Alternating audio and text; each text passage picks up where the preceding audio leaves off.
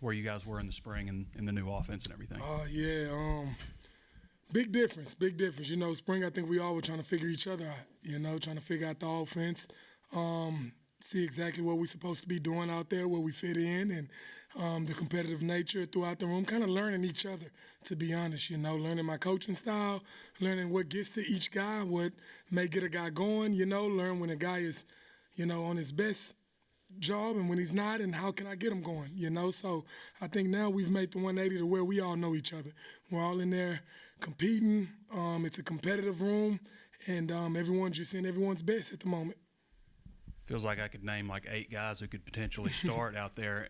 I mean, how difficult is it going to be to whittle that down? Obviously, you're going to have a rotation, but, you know, it obviously means something also to start. Yeah, not too difficult, honestly, man. I mean, we live by certain things in our rooms, and we all know what it is, you know, and we all going to come back, evaluate ourselves day in, day out.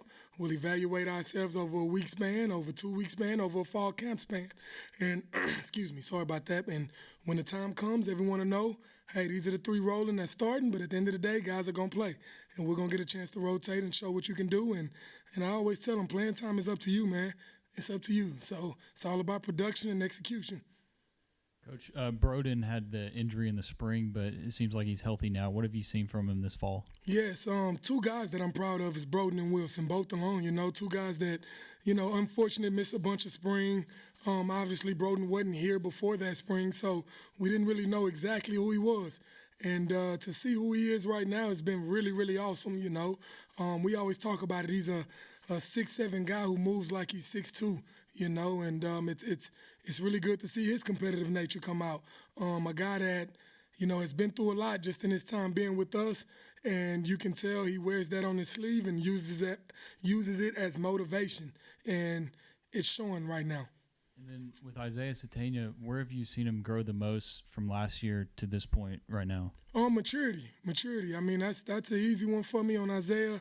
Isaiah's a great athlete. He knows who he is, and he's smart. He's very, very smart. So he knows what we're trying to get done on the field. And it's funny, we had a bowl game where he got a chance to play, and at halftime I kind of got after him a little bit, like, hey, man, you running the middle school route, things of that nature, and now we don't have those conversations anymore. He's matured to a point where I think we really, really can count on him, and I think he knows that, and he'll excel with everything that we throw in front of him. When you bring back so few catches from your receiving core the year before, what's your anxiety level like up front about that, and then how do you feel about it now? Yes. I mean, it's really big in January, you know, honestly it is. It's really big, and then you get in spring ball, you learn who you got. Like I say, we kind of learn each other, and you know, you still got some freshmen coming in, and you kind of evaluate over summer workouts. Now you get chances to do OTAs with them, and you know, the further and further you go, the more ease you start to get into it. And so I don't know if I'll ever be fully eased until we win some games, but right now I'm feeling good. I love the competitive nature in our room. You can tell it's everything's up for grabs. And so we have plenty of guys competing their butts off in order to go be those 3 starters, but they also know when your time comes to shine, you better be ready for it. And so Armstrong and Tesla, both of them came along during the spring and looked to be, you know, high up in the rotation. What would you say about those 2 in particular? Exactly right. I just think theirs happened a bunch quicker because those 2 guys came in. Obviously, they're older guys who've been in college for a while, and then they got a chance to learn the offense, learn how a new place practices. I'm pretty sure our speed is a little different, and it's crazy you say that. I talked to both in the middle of the spring and told them, I can tell, man, you're getting a little comfortable. You know, you're starting to settle in, and now that when they come back for fall camp after summer workouts and being around the team, now you start to see the leadership in those older guys that's been in college come out. And so it's been awesome to see that progression. Looking forward to see how, you know, fall camp unfolds with those guys. Coach Bryce Stevens is one of the guys that does have experience, has played and is back. Talk about how he's progressed, and is the competition for playing time helping him? Yes, for sure. I think it's something that's helping the room as a whole because, you know, you can't take a step off. You can't take a play off. You can't take a rep off. You know, if you do, you know the next man behind you is he's coming to take your spot. He's coming to try to be that starter. And so same with Bryce. You know, Bryce is competing his butt off, keeping his head up, staying positive, and trying his best to just go out there and do his best. And that's all we ask from every guy. Allow us to coach you, and we'll put you in situations to succeed, and go succeed, go execute. You guys got on the bus. We're playing to go to Little Rock today to play Western Carolina. How many receivers would travel? Oh, we usually, we're going to go about 9 to 10 deep. So, and I'm thinking maybe those later guys better be some really good special teams guys, and those top 6 will be ready to play. Let's roll. I was going to ask you about how many of those 9 or 10 would play special teams of some sort. Honestly, I ask all of them to play something. The starting 3, they need to be on 2 of them. You know, the rest, they need to be on 3, and then those last 7, 8, 9, 10 guys need to be fighting for all 4. Coach, you had, last year 2 transfers come into a room. What kind of lessons did you learn from last year's experience integrating those guys and, a kind of a fresh room that you're kind of taking over to this year with kind of some similar challenges? Man, that's an awesome question, man. Learned a lot, man. You know, college football landscape kind of changed a bit in the last 2-3 years, and I think we're all kind of learning it, and I made some mistakes last year with some things, and I've vowed to myself and my players and my coach and the other coaches that I wouldn't do those same things, and I think it's happened the right way this year, and I think it's kept a lot of mindsets really involved to where they understand what competing is and how to compete, and I think it's helped us all so much more, and I'm proud of the group so far, man. I know we're only 5 days in, but I'm just proud of the mindset that they've came in with, and the want to, the effort, and everything else that comes with it. Davion's definitely flashed a little bit in what we've seen. How impressive is he as a freshman coming in, and is he a guy that you think can make an impact on Saturdays, even with all the kind of the experience and transfers you have? Yeah, very excited about those young guys that came in, man. We had a few come in, and not just Davion Dozier. You got Desmond James, you got Kalen Morris, guys that came in, and man, they're learning right now. They're in that process of, trying to learn what's going on, how we practice, things of that nature. But like you say, you just see flashes of them where when they figure it out, there'll be some really good players. And it's hard to speak right now after 5 practices on, if those guys will really have a chance to go in there and impact the game right now.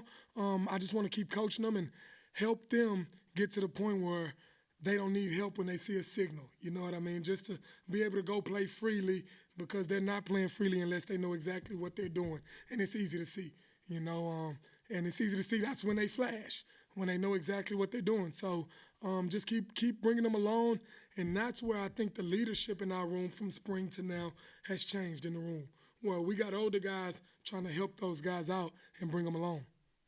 Coach, we heard last week that Andrew Armstrong is one of the 5 guys that's hit 22 miles per hour in the summer. So we kind of understand he's fast. DBs have said that too. But is there anything like technical about his game that makes him or helps him excel? It's funny you say that, man. I always say, I tell Andrew all the time, he's just savvy, man. He's savvy. He knows how to get open, knows how to create space, knows how to create separation, knows zone coverages, where the hole's going to be, and he's just sneaky fast, honestly. He's a long strider guy, so at times he knows how to be deceptive to where he sets up his speed. And to be honest with you, Coach Guiton probably didn't know if he was going to run 22. So seeing that, it was like awesome. Like, okay, this dude can run. So he's done some special things. I'm looking forward to the year that he'll have. So very, very, very excited about that guy. Yeah, Kenny, with your guys going against the DBs all the time in practice, I was wondering what your thoughts were on Dwight McLaughlin in particular, and maybe just the DBs in general. After you say something about your thoughts on Dwight. Man, big time. These DBs right now. I mean, it is iron sharpen iron. I mean, it is. We're going to work in everything we do. I mean, first thing we do start group work. I mean, we're doing 2-on-2, 1-on-1s, half line pass, and I mean, you just feel it. It gets. The competitive nature just turns up right away, and guys are going at it, and it's not about a bunch of talking either. It's just guys going to work, guys getting better through reps, and, we win some, we lose some. And I love it that way because we got to understand that, hey, we want them to be good on that other side as well. Dwight Nudie, I tell the guys all the time, he's just a smart guy, man. He is. He understands the game. I mean, he sees a certain split, and he's like, okay, these are the 2 or 3 routes you can run from that split. He sees you looking inside, looking around, alert motion. It's like, Nudie, how you knew that was coming? But he's just one of those kind of guys that just understands the game and very instinctive. And excited to see these DBs as well because, like I say, every day, man, I'm teaching how to combat what they're doing, and they come back with something different.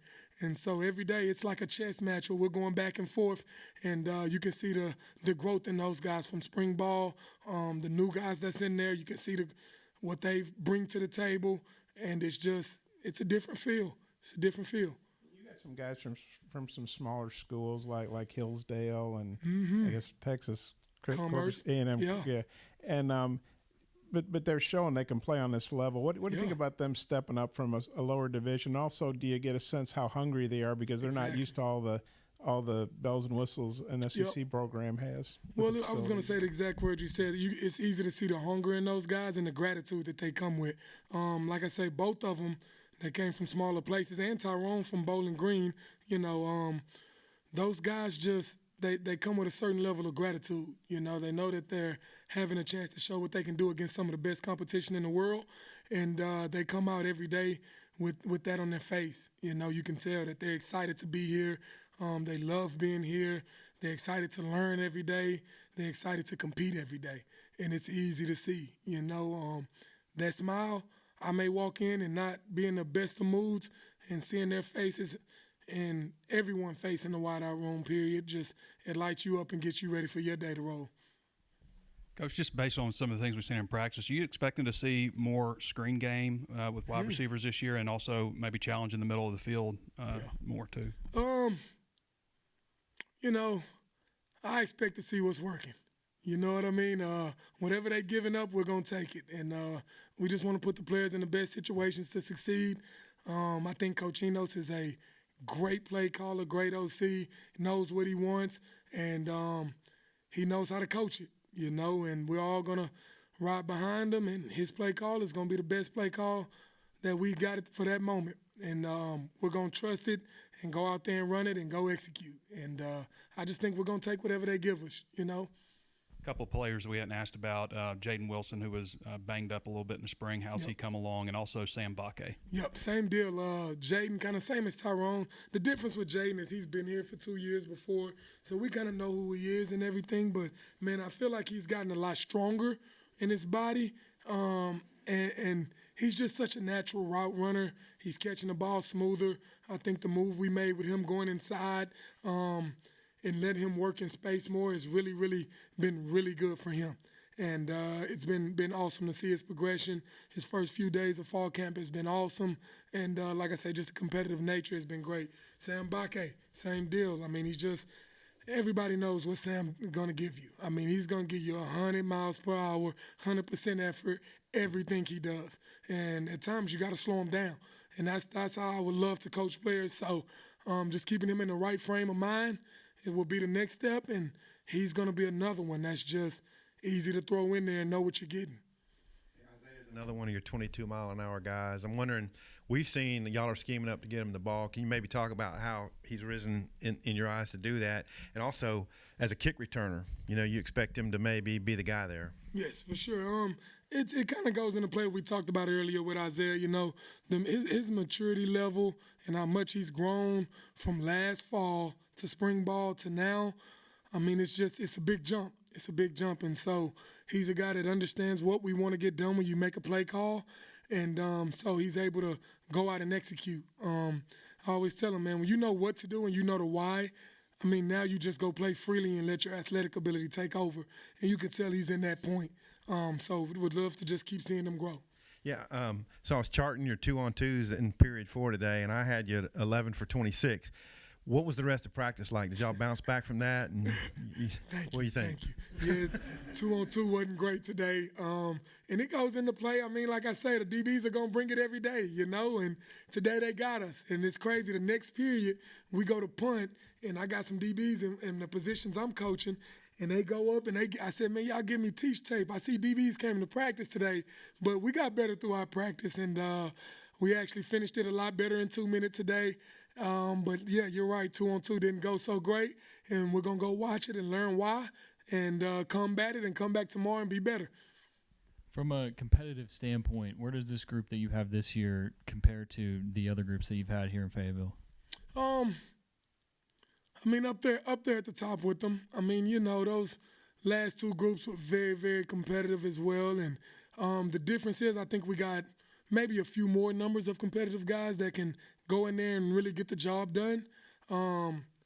It wasn't as much last year, and then the year before. I mean, obviously you got Burks, a talent that's just different, and then you had some guys around him that were really good as well. But I just think it's a little few more guys maybe in the room this year to be competitive throughout the room to kind of keep I don't want to say pressure on those guys that may be starters, but just kind of keep them on their toes, keep them working, And I know it's only been 5 practices, but just the connection from the quarterbacks and the guys, specifically KJ and the receivers, how do you think that's going? Man, it's been the coolest thing to see, honestly, with the leadership in KJ. The leadership in him, watching him grow through these last 3 years and seeing who he wants to be in this year, and knowing that, I mean, basically he's throwing to all new guys, and he's taking that role on and really been a leader, and it's easy to see who he's going to be this year. I can't wait to see it. I was going to ask you about KJ, but have you commented on Tesla yet? I don't know if I've ever said anything about my guy. Let's talk about Tesla then. Man, that's messed up. Sorry, Isaac. Awesome dude, man. I mean, just one of those guys you never have to worry about, does he know what's going on. I mean, just another one. I was talking about Isaiah earlier. He knows what to do, know why we're making the play call, know where he needs to end up on the play. And when that ball's in the air and it's around number 4, expect the play to be made. He's one of those kind of guys where I call it contact and bank catches. We got to put him in the bank, and he's making deposits at the moment, and he's not the only one. There's quite a few, but he's one of those guys, man. Ball around that wingspan, he's coming down with it. And once again, sorry, Isaac. From a recruiting standpoint, you obviously got ties in Texas, and what areas do you kind of focus on, and just with managing the transfer portal and recruiting, what is your approach to both of those, and what makes you a good recruiter? Texas, honestly, that's where I'm from and everything. Texas always had some ties in Louisiana, been right next door, and spent a little time at Louisiana Tech. But Texas, Louisiana, and then obviously being in Arkansas now, got a chance to recruit the state. But how I look at it is I'm always trying to get my numbers back to wherever we want to keep the numbers for wideouts. I'm trying to get that with high school guys. I kind of don't start worrying about portal until kind of middle of the year. You start figuring out, oh man, this guy may be out, this guy here, whatever it is, and then you start figuring out, all right, we got these high school guys in. I better be able to get it back to the numbers of what I need to. So it's a little fluid deal that, I mean, you can ask today what we need, and we got 3 high school guys committed, and nobody leaving. So you ask in a week somebody I can feel like about to take off, I may need to go get someone. So it's just a fluid deal right now, and like I say, it's a world that we're all learning. It's a new world in NCAA football. So just every day we're going to keep moving forward. What was your pitch to Broden, Armstrong, Tesla? What was how did that happen? Look at the room. Any starters coming back? Really no seniority. Nobody in the room that's caught any balls yet in live action. And I was very honest with all 3 of them. I do have great young talent, some young talent that's coming up, just have no experience. So I wanted some guys with some college experience, make the room competitive, and let's go from there. And once they saw the numbers in scholarships, it's like, hold on, I get a chance to play in the SEC, and this all you got on scholarship. Let's go to work. You mentioned Dan Enos a minute ago, just wondering, now that you've been with Dan for a while, what's that been like, and just kind of what do you think he brings back to the staff? Because obviously he was here with Sam before. Yeah. Just a smart guy, you can tell, who's seasoned, been through it before, knows what to expect, knows what first day mistakes are going to happen. He knows what's going to happen before it happens, and so just one of those coaches to learn from, because he is a vet. And man, I mean, he knows the answers for everything before it happens, and that's one of those things that I'm trying to learn as a guy that played quarterback, coaching wideouts now, and I just want to know those answers because he'll know once we get guys with one play, their answer is going to be this, so we come back with this. And it's like so cool to learn because it's like he sees it, you know, already happening. And just an awesome guy to learn from, knows what he wants. And I mean, he wants it to the T. And it keeps us on our toes to every day always go over the little details, you know, and not skip over anything. Coach, with so many new faces in the room, you talked about leadership. Who has stepped up and been kind of the leader for this group, or is it kind of, you know, lead by committee? The main guy to step up has been Andrew Armstrong. I mean, he's been a guy that, like I say, even though he's been here since January, he's been in college. You know, he's an older guy. He understands it. He knows what it takes to be great. And so when he sees it not happening, he steps up and he's vocal about it. Tesla, Isaac, he's one of those guys as well. He'll do it by example more often, but he'll also speak up, but he's going to be more of the guy that kind of come to you one-on-one, you know, kind of just lead by example kind of guy. But it's crazy. It's two guys that just came in January, but it goes back to say, you know, we're a young room. We're a young room where older guys came in and they're able to step up and kind of lead these guys through experiences, you know, and say, hey, I may not have been at this school, but at the end of the day, this is what I've been through, and I can probably help you through this emotion that you're going through. This is kind of a specific one, but Chris Rhodes, I think he was a DB in JUCO. Did Yes, you sir. guys recruit him as a wide receiver? Honestly, we didn't. You know, we recruited him as an athlete, and it was DB, and we told him, hey, man, we got some numbers at wideout. You want to come over and help out? And he was all in. He was all in, and he's a pretty good addition. You know, a guy that goes hard, tough, physical, and just trying to learn right now at the moment. It's kind of learning like those young guys that just got in. But once he gets it down, you can tell he'll be a guy that we can count on. And I'm hoping he'll be one of those guys that we can get on those special teams because he has that grit, tough nature about him now. Thanks, Kenny. Thank you. I appreciate y'all. Thank you.